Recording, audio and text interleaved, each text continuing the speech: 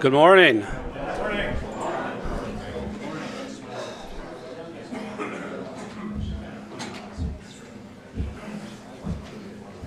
Thank you for everyone showing up today. My name is Charlie Blix. I'm your District 6th representative. We'll be making a presentation this morning, and I just want to let you know up front that we use the same presentation for our 3 district meetings we have this year, and we do that so that everybody gets the same information. The unfortunate thing about that is I'm going to be reading off this. So I'll try to be ad-lib as much as possible, but we'll see how it goes.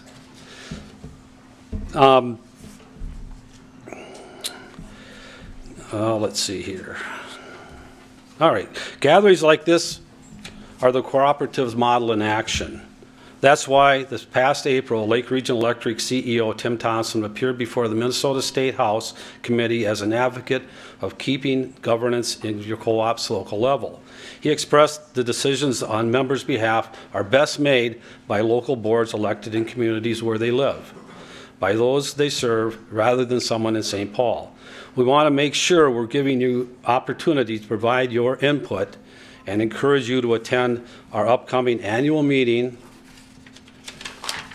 and our energy forum, as well as other grassroots events such as Coffee with the Co-op, and stay engaged and continue to make your voices heard. Another legislative issue that we're facing today is the Minnesota Carbon-Free by 2040 standard that was passed in 2023. As a mandate for traditional fossil fuels towards additional renewables begins to take place, plans for specific projects are announced. We want to see that in the coming months we represent the beginnings of a unique set of challenges unprecedented in our industry. As communicated in November 2023, this energy transition and the spending required to address the needs of high voltage transmission throughout the state have led to an increase in our power costs and are the main drivers in the need to pass along additional costs to our members. Detailed information on these changes will be presented later in the meeting, and your comments will be answered at that time. That said, we have positive news to say. Since the last time we met, the number of Lake Region Electric consumers has grown to over 30,000. Our rates continue to be among the lowest in our peer group, meaning other cooperatives just like this. Feedback from our members on service over the past years is overwhelmingly positive. Despite recent implementation of a rate change, the results of our 2024 member satisfaction survey rated us 9 out of 10 in terms of overall satisfaction, with almost half of the respondents giving us a perfect 10, which is great to see. We see your cooperative is in a strong financial position with equity of 47% and have developed additional revenue streams such as our natural gas business, standby generation program, and other things. We're keeping our eye on the future grid improvements and reliability. The board recently approved a new 4-year construction work plan, including $35 million that will go ahead towards plowing in new underground power lines, substation improvements, pole replacements, and other equipment upgrades through 2028. For the 12th consecutive year, our long-term members received a capital credit of over $1 million. And the anticipated announcement of the new ERA funding will allow us to work together with other co-ops in developing new solar projects that will hedge against future power costs. I'm excited to announce that we are once again holding 3 in-person annual meetings locations this year. One at the Life Church in Fergus Falls, and 2 satellite locations where the meetings will be streamed in on the big screen. One at the Frazee Event Center, the other at Prairie Event Center in Parkers Prairie. The meetings will also be live streamed for those who are unable to attend in person. The annual meeting will take place on April 24th at 6:30 p.m. with dinner before the meeting and each of our 3 in-person locations. At each of our 3 in-person locations.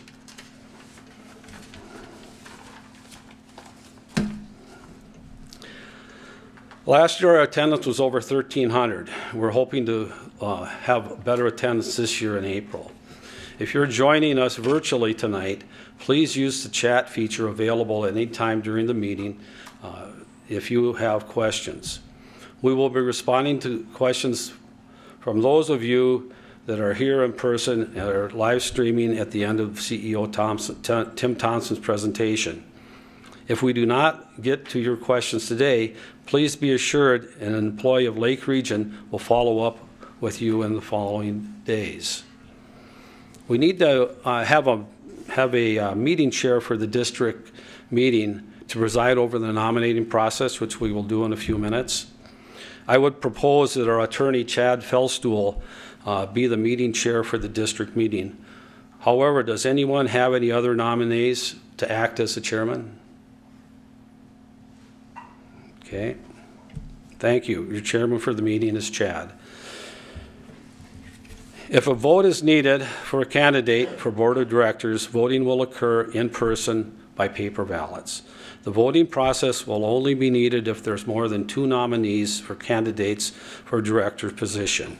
If there's only 1 candidate nominated, no voting is required, and they will be placed on the ballot and elected by acclamation. Or they can also be put on the ballot by a petition. And both nominated candidate and the petition candidate will be placed on the ballot together. I'm glad you could join us and learn more about Lake Region Electric Cooperative and participate in the local democracy in your through this nominating process. Before we begin the process, I want to introduce the rest of our board of directors. Their pictures are here, and I'll introduce them. From District 1, Kurt Kruger from Rosse. District 2, Cecil Bud Hensel from Frazee. District 3, Mike Brazel from Perham. I don't think Mike's here today. District 4 is Lee Minderman from Dent.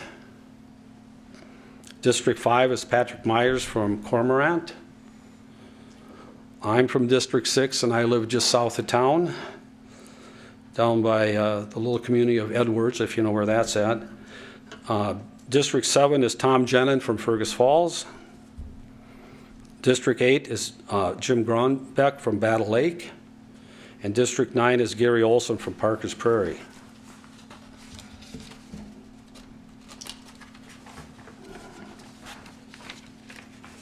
Our meeting continues now with the nomination. Our meeting chair will guide us through the process. Chad, will you please come forward? Thank you, Charlie. Every time my picture comes up there, I realize that I need to get a new one. That one's a little old, I think. Thank you all for being here this morning. There are 2 ways that a candidate can be nominated to become a director candidate for the annual meeting. The first is the reason that you're all here today through the district nomination process. The second way is through a petition process where you need to get 50 original signatures from the members of this district in order to be placed on the ballot. There are additional requirements found in our bylaws in Article 4, Section 4.4b. As chairman for this meeting, I have appointed Candace Rush as our recording secretary, and Gary Hovland and John Cameron have agreed to serve as tellers in case there is a vote that is needed. And like Charlie said, the only way that we will need a vote is if there are more than 2 candidates nominated here this morning. Since there are more than 10 members here present from District 6, I declare that we have a quorum for this district meeting. We would ask that when you make a nomination that you speak clearly, state and spell your name, as well as stating and spelling the name of the candidate that you are nominating.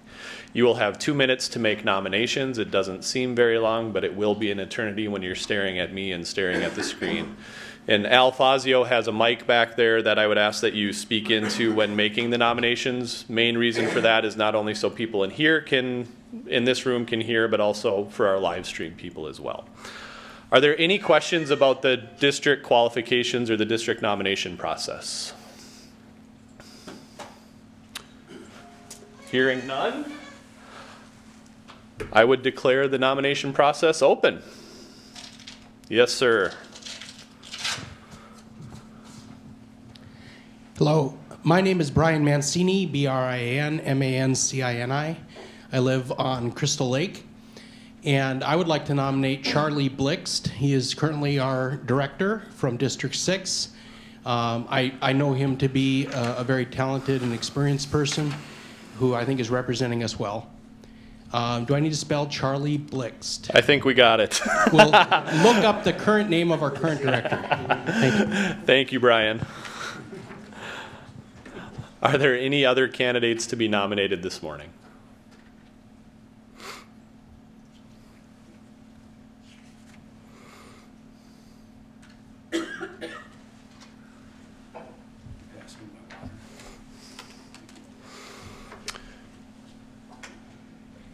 Any other candidates to be nominated?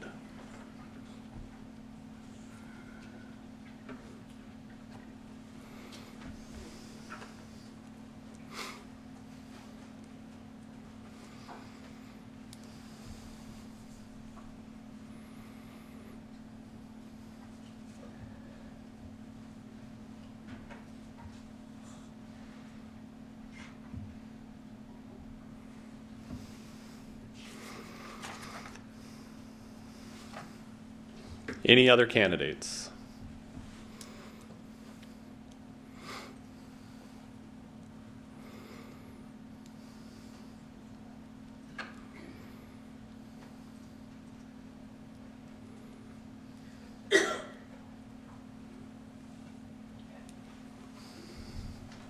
One last call. Any other candidates?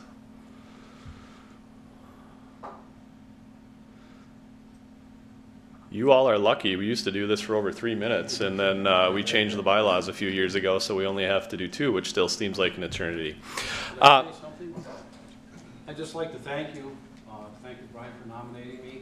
As I was watching the clock count down on 2 minutes, I used to be a high school and college wrestler, and that's almost as bad as having a 1-point lead and trying to stall for a minute.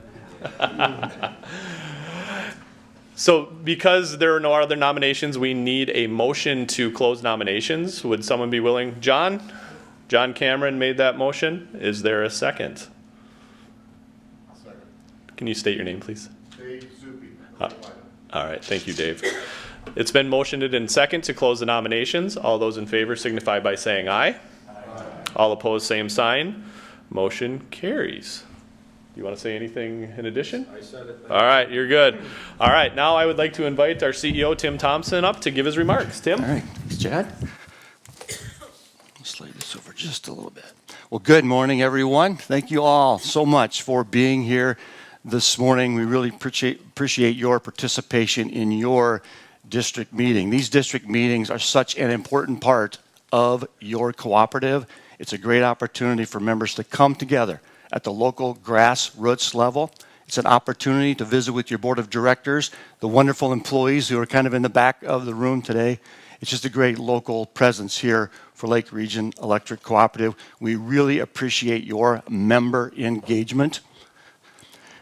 At Lake Region, we want to have a high level of member engagement. The colorful dots on this slide represent locations where we've had member engagement activities across our large service territory over the past 3 years. These district meetings are great examples of these member engagement opportunities. We do 3 of those each year.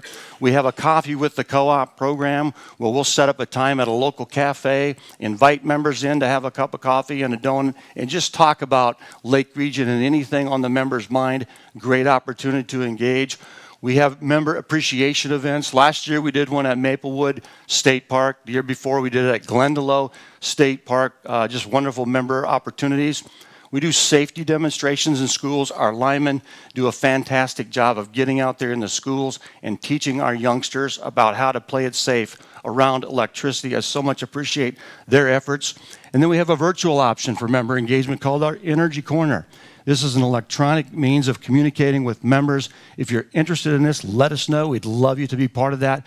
Where we can just share information, things going on in the electric utility industry, news articles, etc., about the energy transition and things. So if you're interested in that, please let us know. One of our biggest member engagement opportunities certainly is our annual meeting. We used to have the annual meeting in June. Now it is in April.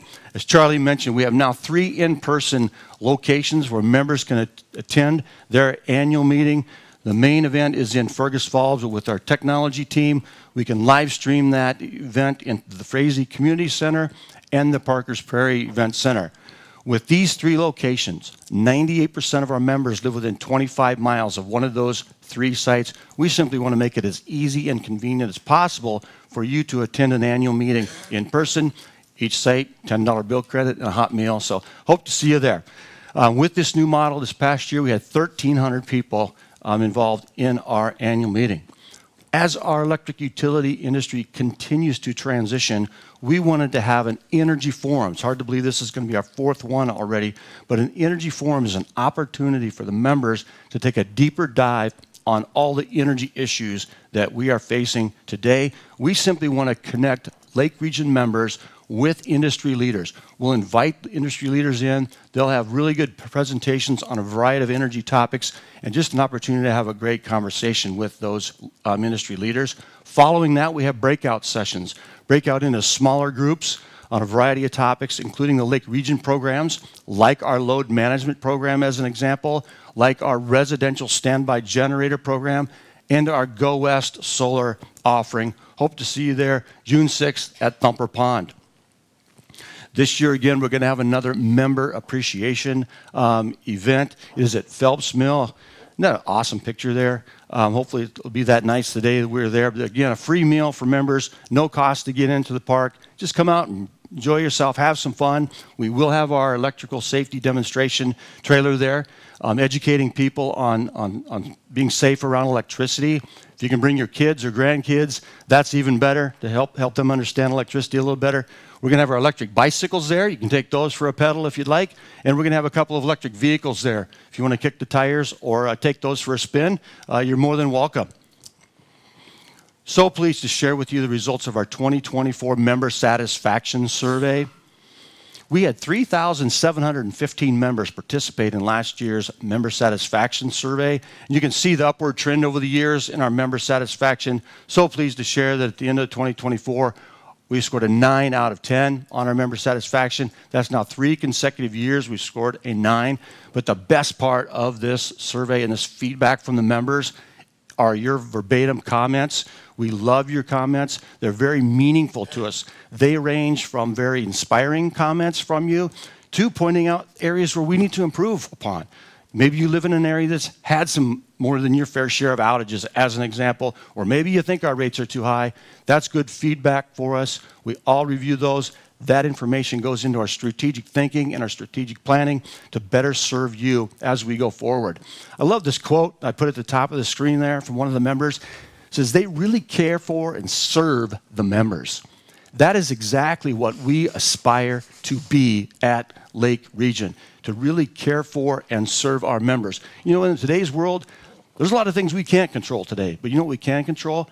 How we serve and care for one another, and that's really a big part of what we try to do for you at Lake Region. Speaking of caring for members and serving members, I love this, sharing this story. Just another great example of the work the employees at Lake Region do. And if you don't mind, could I just take a second? When we have a meeting here, it's a really nice opportunity to invite employees of Lake Region to join this meeting. Would you mind just standing up real quick, just to appreciate you? Thank you very much. Yeah. Awesome. Yeah.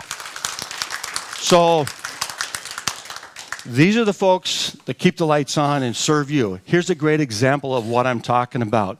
This picture right here, our linemen received an outage call at 1 a.m. They woke up in the middle of the night, headed out in the dark. They got to the scene, and that's what they found. A pickup truck went off the road, smashed into some of our equipment, landed on top of that green box, which is a transformer, of course, knocks the power out. When they get there, they assess the situation. They call a second Lake Region crew to come out because we needed a backhoe and some additional equipment to get this back in service quickly. So that call came in at 1 o'clock.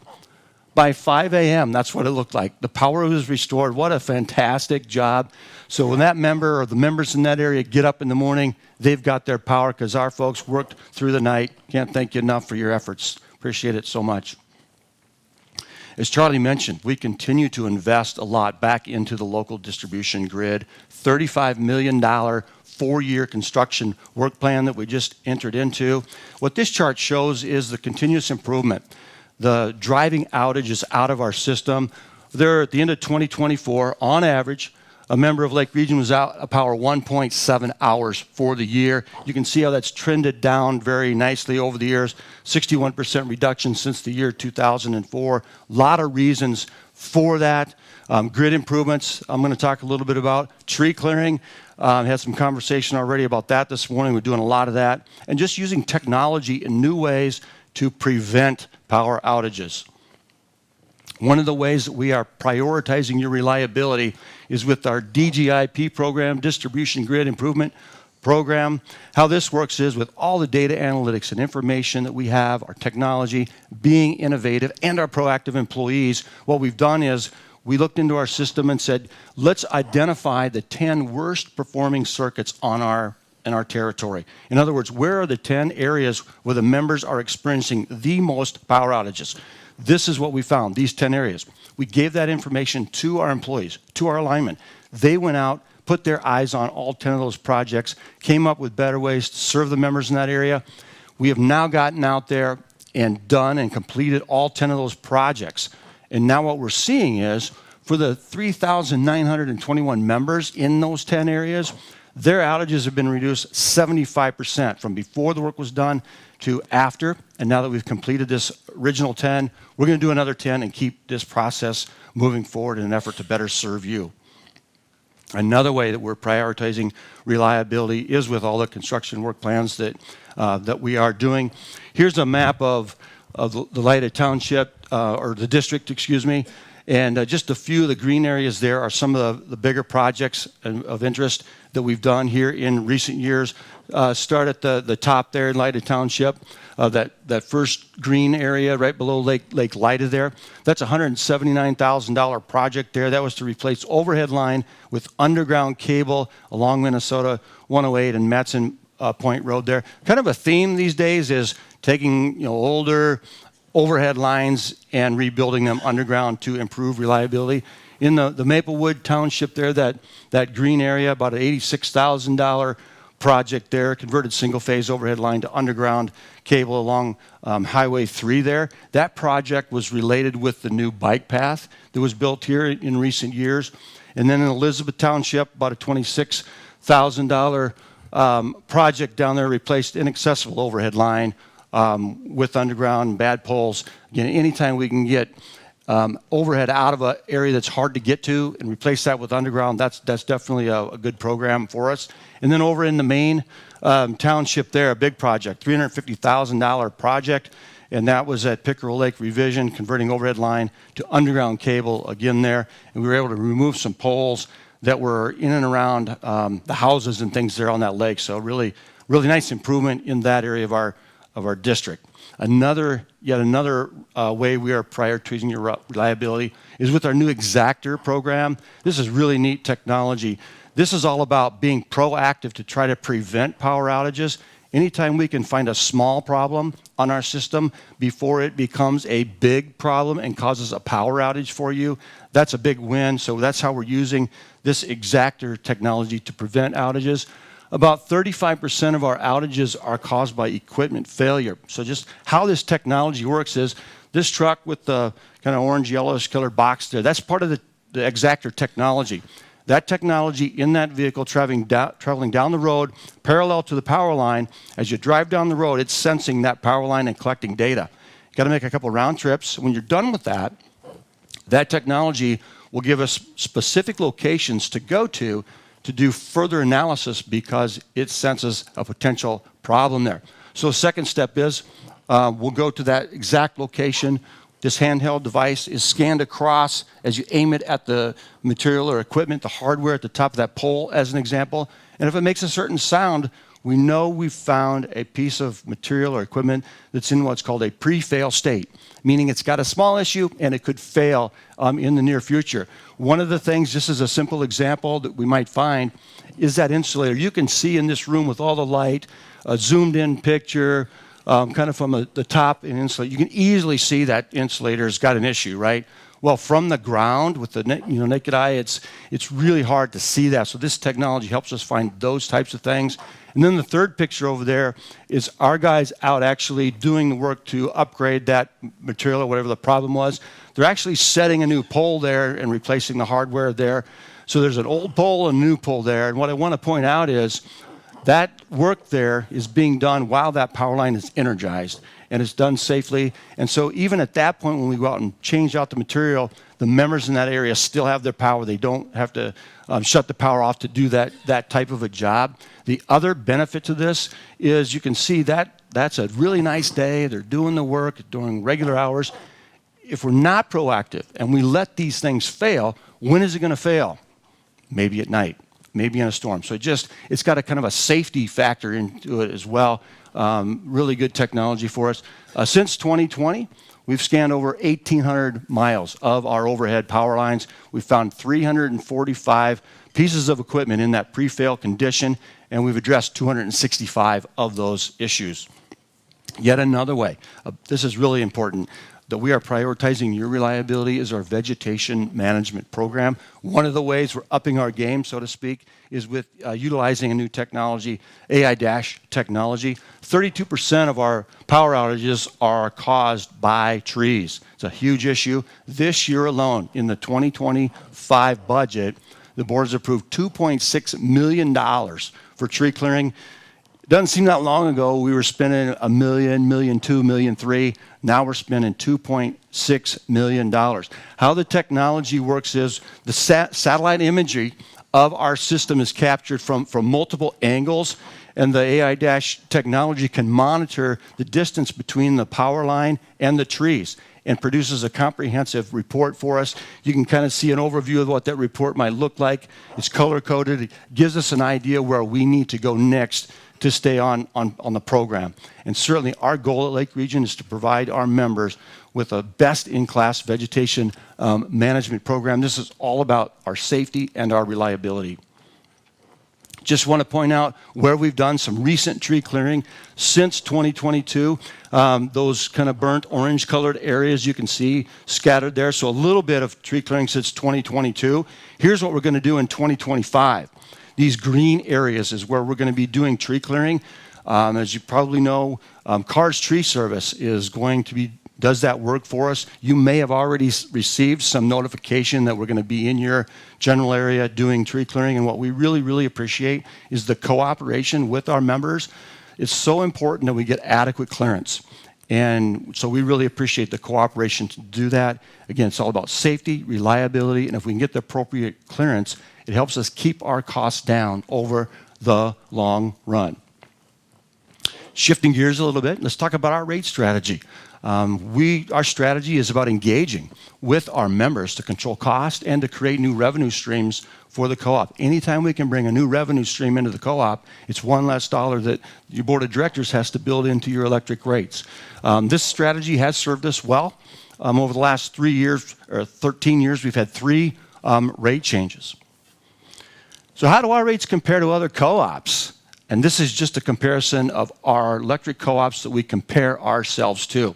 So the height of the bar for each one of these co-ops, if you go over to co-op L at the end, that tallest bar, that's the cost at that co-op for 1,000 kilowatt hours per month. And what you can see is, over the years, Lake Region has worked its way to the lower end of our peer group, and we are now the lowest in that peer group. Now, we're not going to be lower than investor-owned utilities and municipals. I think we all understand that. We serve rural areas with 4.6 customers per mile of line. That's a much more expensive utility to run, cost-wise, than, say, a municipal or IOU that has maybe 40 or 50 customers per mile line versus our 4 or 5. Here's how we work with our members. This is a great example how the positive impact of member participation. I'm just so proud of the fact that our co-op has 9,823 members that participate with us in at least one of our load control programs. Over 14,000 loads can be controlled when we need that. This load control program gives us levers to manage our wholesale power costs and avoid expensive peaks. Anytime we can reduce our usage during a peak, it's a win for Lake Region. Just want to show you an example of this and how this works. This is data from a cold January day last winter. This data starts at 11 a.m. This blue line represents our total load, total electricity that all of us at Lake Region are using at that given moment. You can see it starts here about 90,000 kilowatts. So we're going through the day, starting at 11, we get to noon, it starts to go up a little bit. We all know it's a cold day, it's going to peak.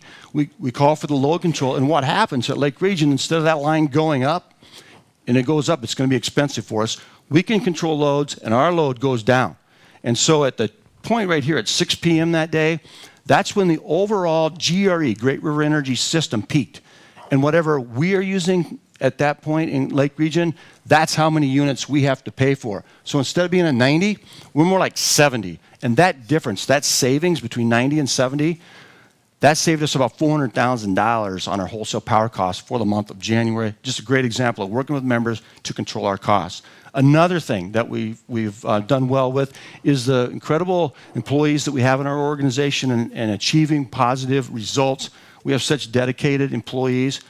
We've implemented technology in so many new ways.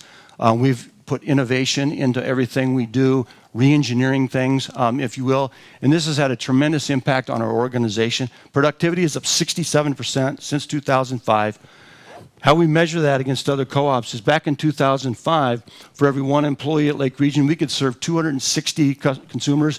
Today, one employee can serve 436. That compares to a benchmark of other co-ops on this line, and you can see that we are now well above the average in terms of comparing ourselves from a productivity standpoint with other electric cooperatives.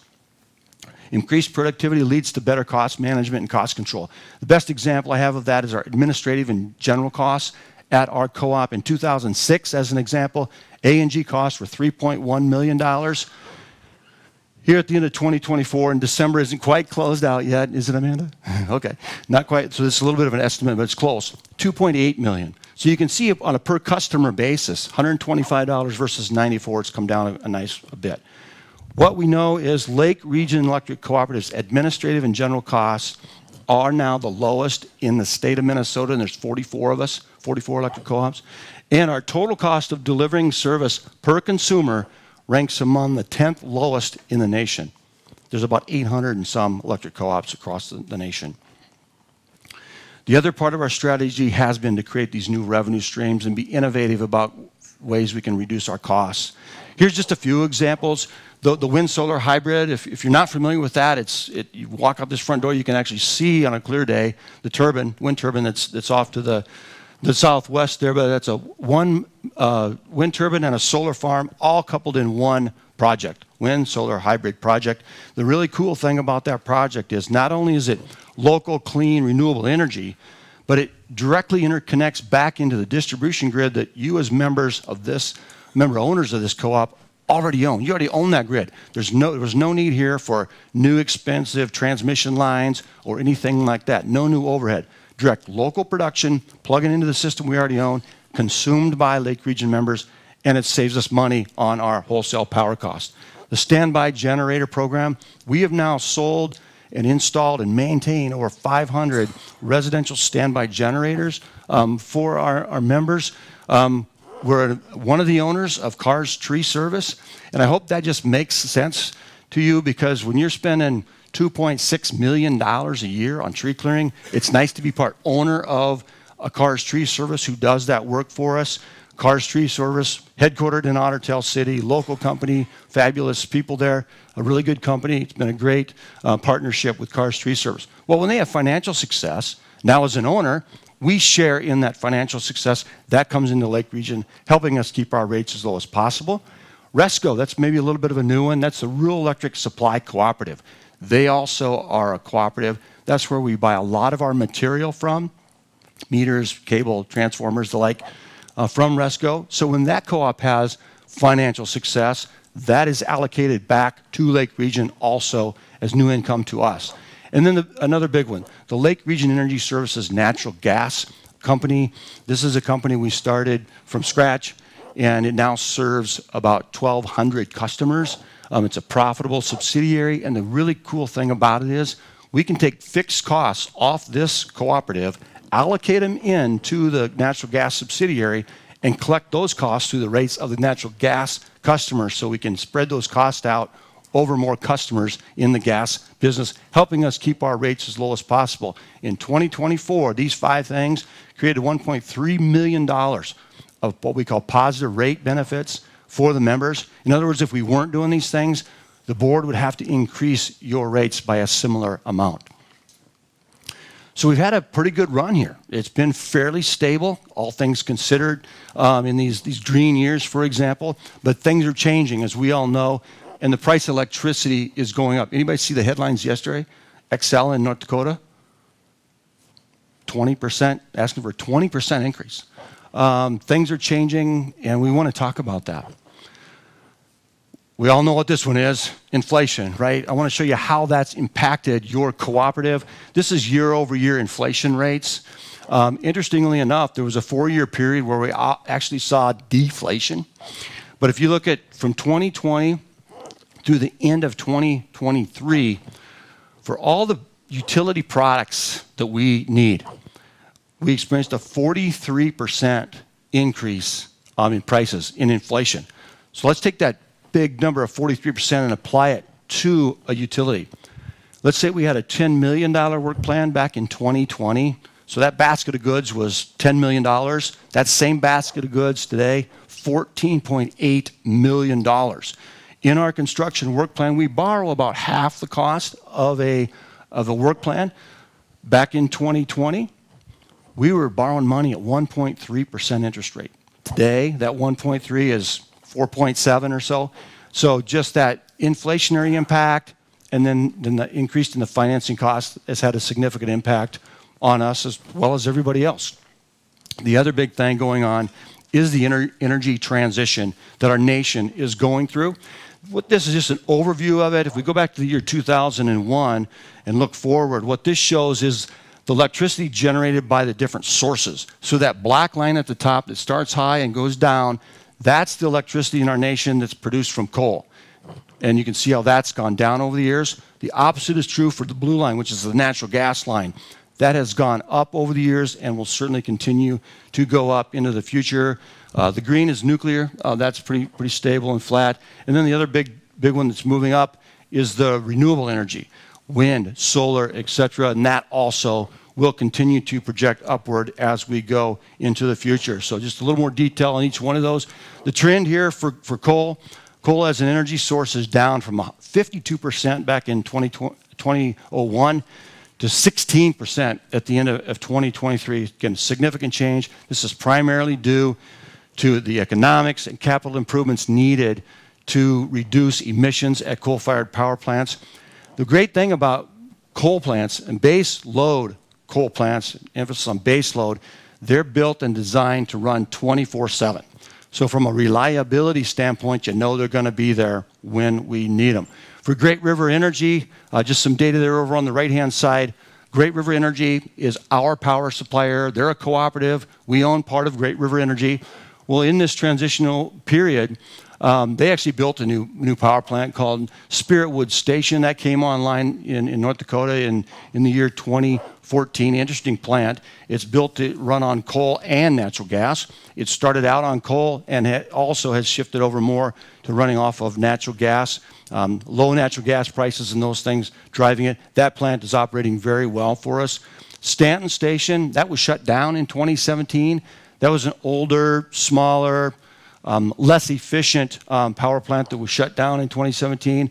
And then Coal Creek Station, the large coal-fired power plant that was owned by Great River Energy. They sold that plant to Rainbow in 2022, and GRE has entered into a contract to buy power from Rainbow today. So still getting power from Rainbow there. Natural gas, as you saw that's going up. The trend line, that's up from 17% back in 2001 up to 43% at the end of 23. These 4 pictures are the Great River Energy natural gas-fired peaking power plants here in Minnesota. Quote there from David Sagu at the top about the fleet of natural gas plants we have in Minnesota. It's really the backbone of our all hours reliability. Some things that GRE has done to improve reliability and have redundancy is Pleasant Valley, Elk River, and Lakefield Junction. Not only do they run off natural gas, but they've got on-site fuel oil stored there. So if they had to, they could switch to fuel oil and have that redundancy backup, again, for reliability purposes. Cambridge is in the process of adding the dual fuel option, and that's supposed to be completed here in 2025. The other really cool thing that Great River Energy is doing at the Cambridge station is they're adding a large battery for energy storage. It's an iron-air technology, and what's unique about this battery is it's not designed to just discharge for a short period of time, like 2, 4, 6 hours. It's designed to discharge over like 2, 3, 4, maybe days. And that's really what we need in Minnesota with our weather, with the polar vortexes and thing. We need that long discharge period, not the short one. The other big part of the energy transition here in Minnesota, is this Minnesota carbon-free standard by 2040. This was signed into law by Governor Walz in 2023. Requires all electricity to come from a carbon-free source by the year 2040. GRE is working hard to meet that standard, and want to talk about that a little bit. So Great River Energy has always been a leader in renewable energy. Today they have 967 megawatts of wind energy for us, and there's plans to add another 1,111 megawatts of renewable energy, mostly wind, by the year 2028, which isn't that far off. What's really smart about what GRE is doing in this is with these natural gas peaking plants we just talked about, again, those only run on the hot days, the cold days when the peak is up there for demand. They only run about 3 to 5% of the time.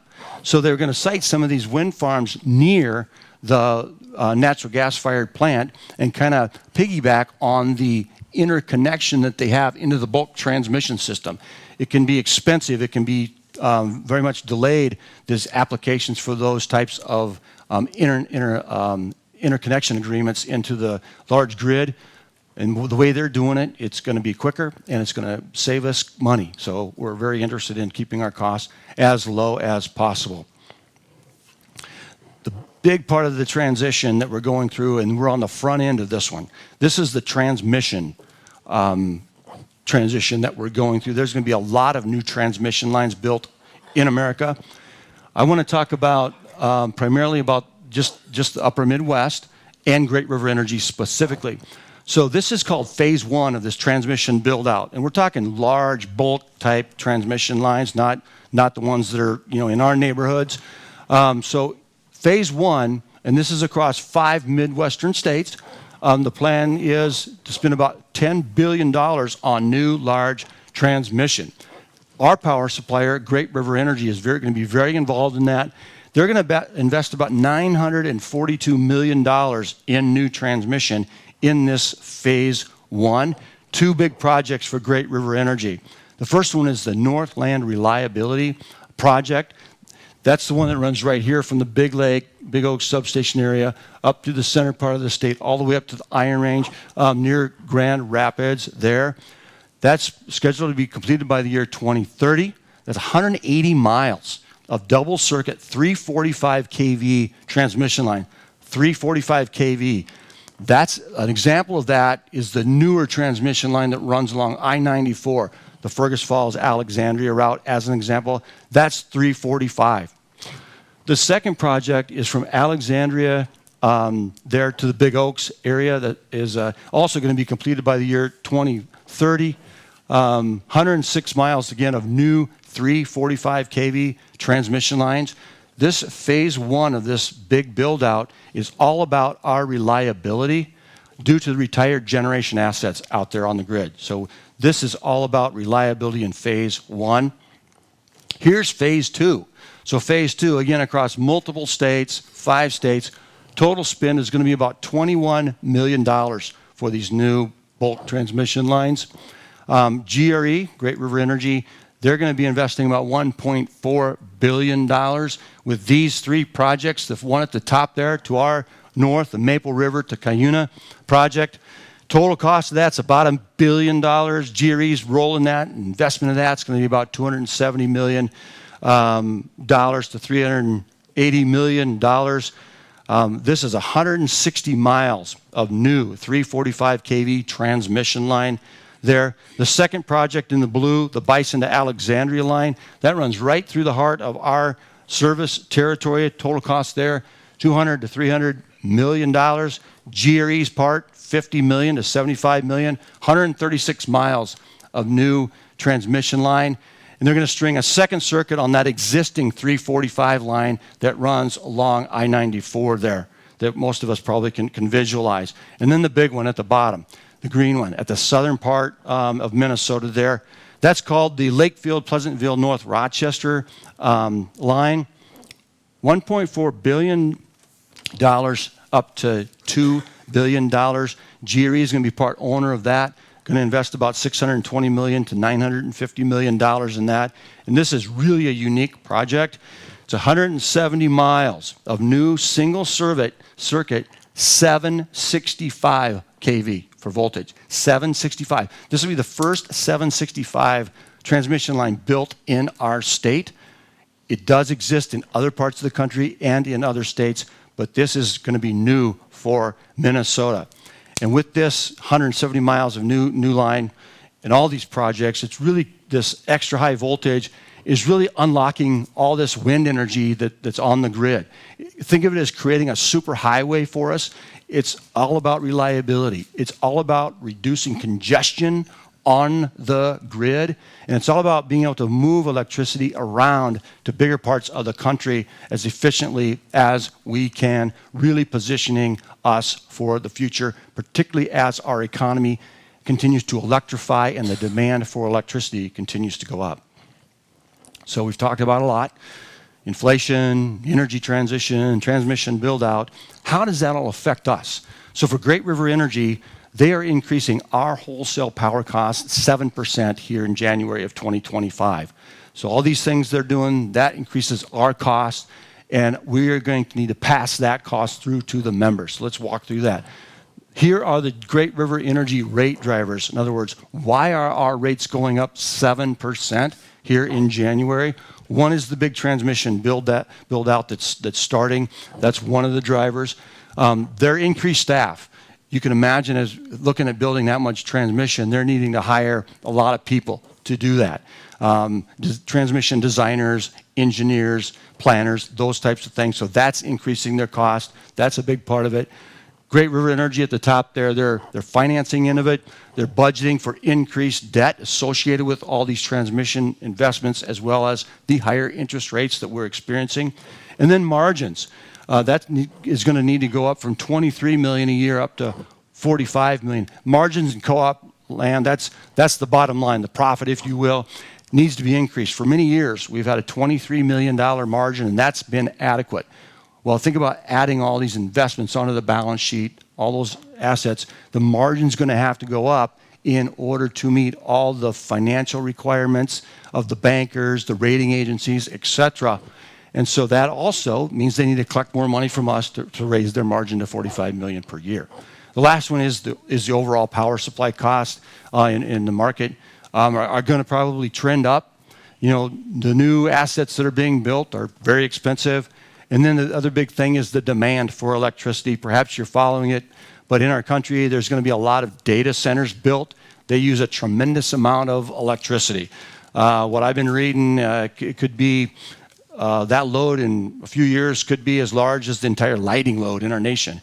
That load could be as large as the state of California usage. As an example, just to give you a feel for the magnitude of these plants being, data centers being built around the country.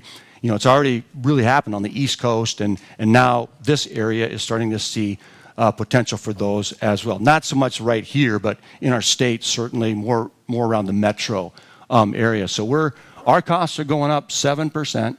These are the drivers. So how does it affect us as individual members of Lake Regional Electric Cooperative? Your board of directors has made the decision to pass those higher costs through to the membership. We'll do that on the monthly power cost adjustment line item that's on your bill. Typically, that power cost adjustment line item is pretty small, and it can be an adder or sometimes actually a reduction on your bill. That 6.5 mils that we need to collect extra, that will appear on that line. So what the 6.5 mils, if you used 1,000 kilowatt hours for the month, that would mean an additional $6.50 on your bill on that line item. That's how the board will pass that cost back to the members. Well, yeah, the world's changing. We're going through this transition. Costs are on the rise. What can we do at our co-op to help our members save money? We want to continue to deliver innovative energy solutions. One of the things that's on the drawing board right now at Lake Region is a new smart thermostat pilot program. And here's the idea or the concept. We think that about 4,800 of our members already have a smart thermostat in their home. I'm going to use myself as an example. We have a smart thermostat on the wall, and I got a phone. And we can communicate with both of those devices. And how we would do that is, let's take a hot summer day as an example. My air conditioner's running on that hot summer day, and if that's a peak day, that's going to drive up costs for Lake Region. So with this technology that we need to do this on that hot day, let's say our thermostat is normally set, just for example purposes, at 75 degrees, and that's what we keep it at. We could pre-cool my house. So we could drop it down, pre-cool my house, say down to 72 degrees, run the control, my air conditioner goes offline, and I roll through that control period, and my temperature in my house will go up slightly. And so from the member impact, we don't think it's that significant. So we want to do a pilot program with a small group of members who already have a smart stat, a small number, analyze that, see how people like it. And if it works, the idea is to reduce that peak, and whatever that savings is, that I kind of showed earlier, we'd figure out a way to roll that back to the members. And so you could get in an innovative rate or some type of credit or something, that savings would go back to the members. Just another tool for our members to help manage your energy costs. Another super exciting project for us that we're literally like waiting any minute to get news on. We've applied for some new ERA funds as a consortium with several co-ops led by our power supplier, Great River Energy. If we are successful in getting these new ERA funds was part of the IRA. These dollars, federal dollars, are specifically for electric co-ops like us to apply for, to be used for renewable energy projects.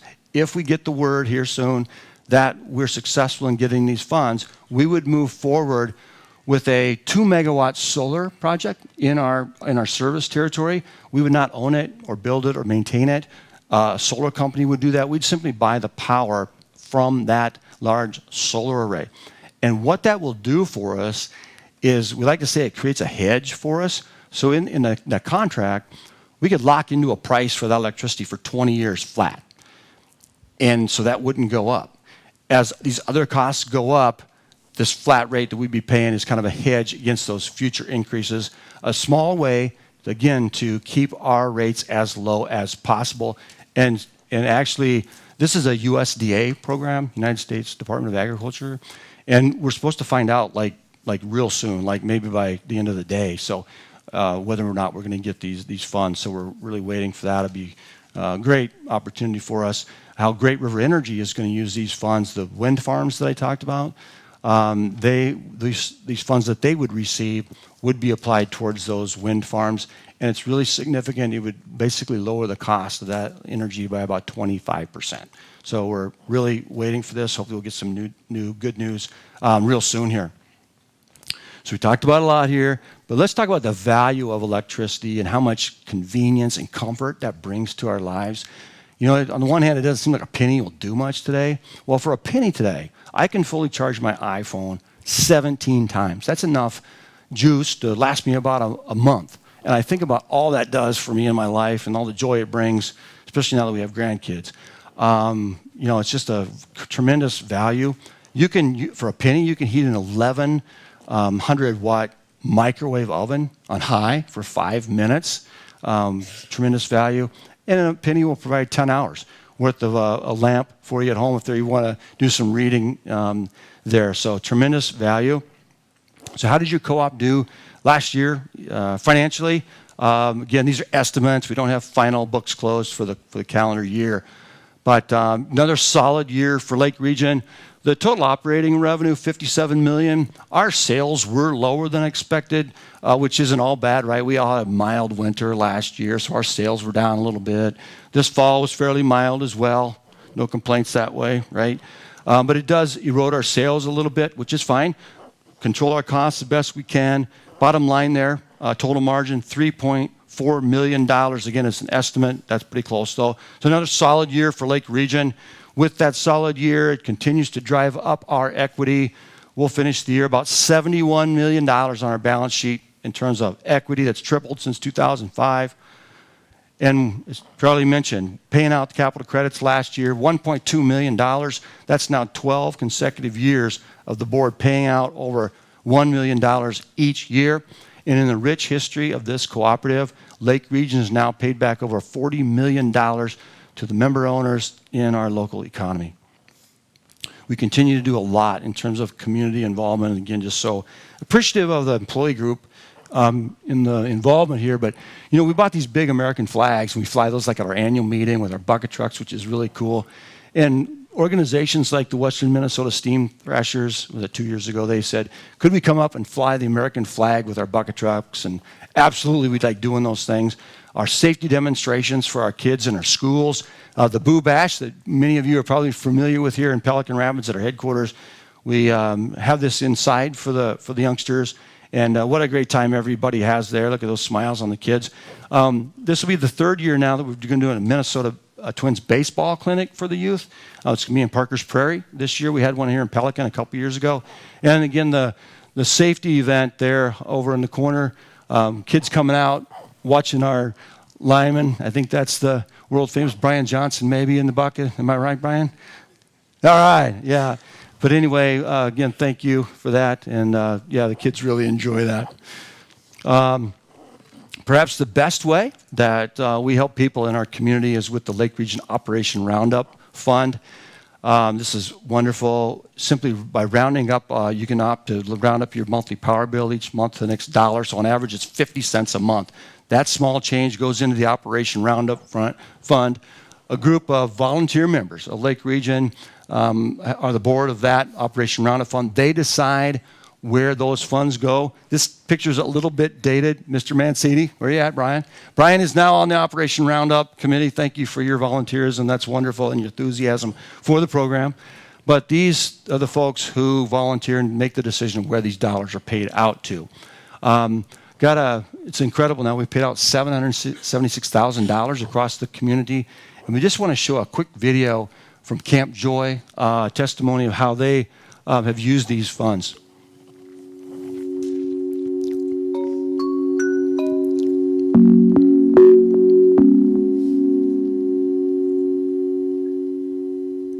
Hi, my name's Tyler Tracy, Executive Director for Camp Joy.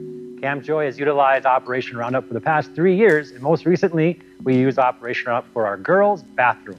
The girls' bathroom funds were used to improve our facility. We actually tore down the existing building and built a brand new building due to the previous conditions were not safe and not sanitary for our campers.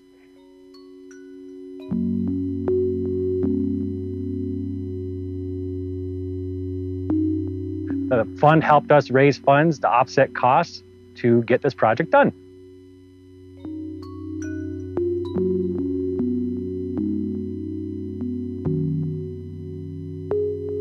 Camp Joy started in 1941 on Lake Lida, and after 2 years moved over to Star Lake.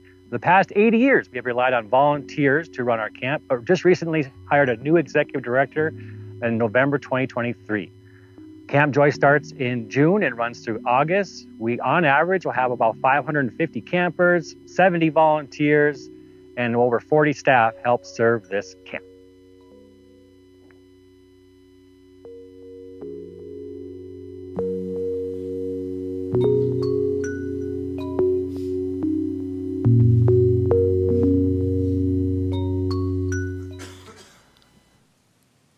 Yeah, that's super exciting to be part of the Operation Roundup program and making an impact on our young people in our community.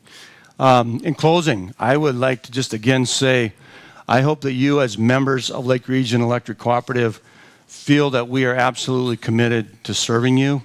If there's ever that moment where you don't feel that way, please let us know. We absolutely want to talk to you and address whatever might be on your mind or any concern that you would have. But just a nice picture there of the board and all the employees. Again, thank you very much.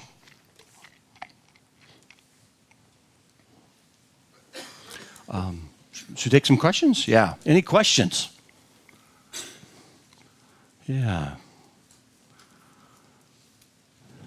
Okay. Well, if you think of anything, let us know. That's why we're here. Yes, sir.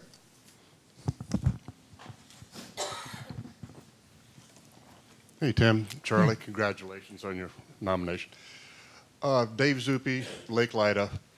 I've got first of all, I think it's a pretty simple question and such, but is it true to say that your core mission is to provide safe, reliable, Yes. affordable power to your consumers? You had started about the power supply and such in the legislation that came out of the Assembly in November of last year that the governor signed in.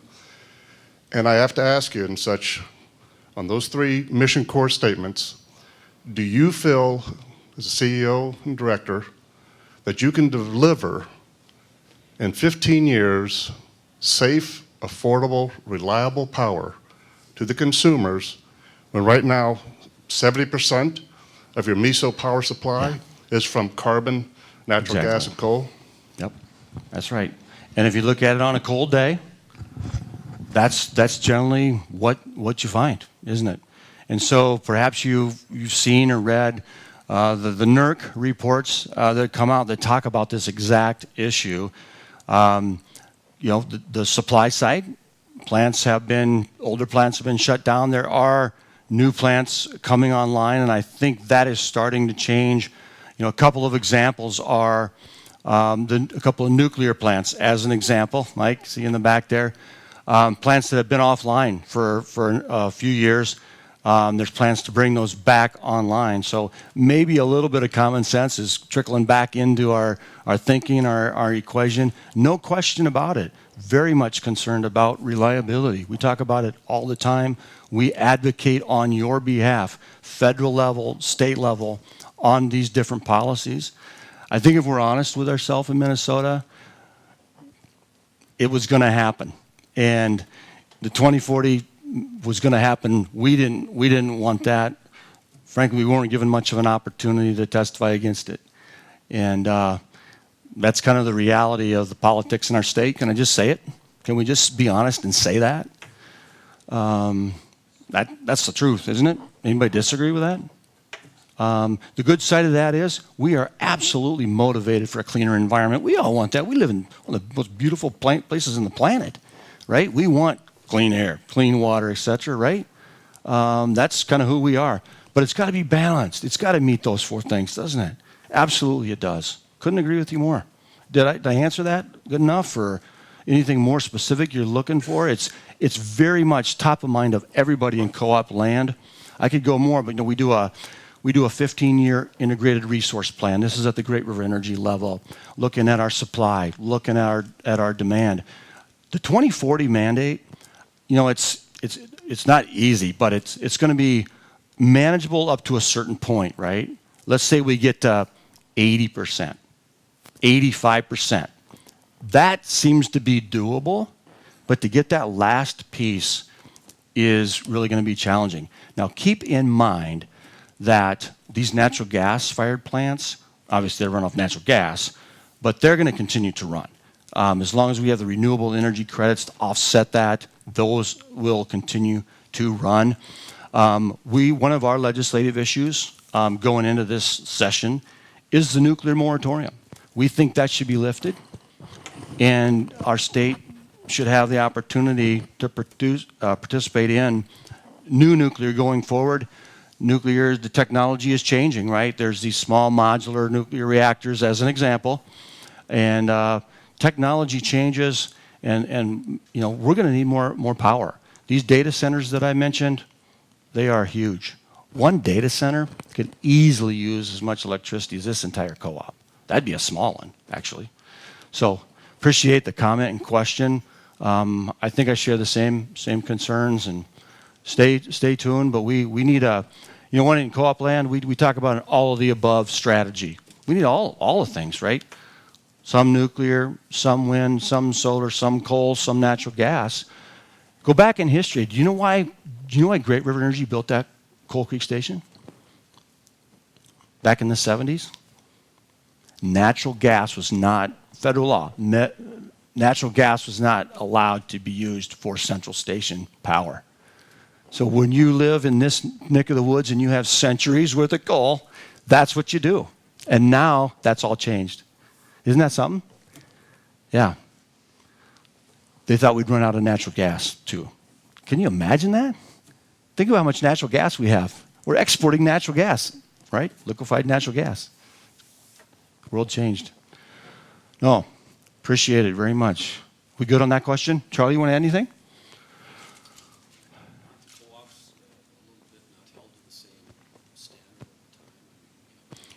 Yeah, that percentage increase is co-ops, and I don't know, Mike. Do you know? Is it we got to get to 80% by 20? Yeah, 2035. Yeah. And hopefully we're smart, and as we go forward, continue to manage. That's a law, and if it needs to be adjusted in our state, I would hope we'd be smart enough to do that. Any other board members want to chime in here on this issue? I know it's a big issue for our board. We talk about it all the time.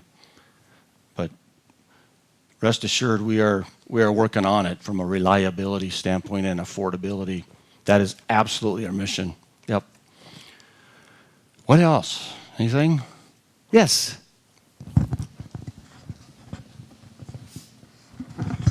I want to say thank you for the vegetation mitigation. Thank you. I witnessed that at my own location. Awesome. And it was awesome. The guys came around, very polite, very professional, took care of everything. I was very pleased with it. I could not give them my complete ash tree. They took part of it. So rest in peace, ash tree. Anyhow, as far as the underground on Pickerel Lake in Maine Township, apparently they didn't come around to my street, and I would love to have that. That's my only comment. Okay. Thank you. I don't know if anybody can add anything to that comment, but yeah, appreciate those thoughts and comments very much. All right. Thank you so much.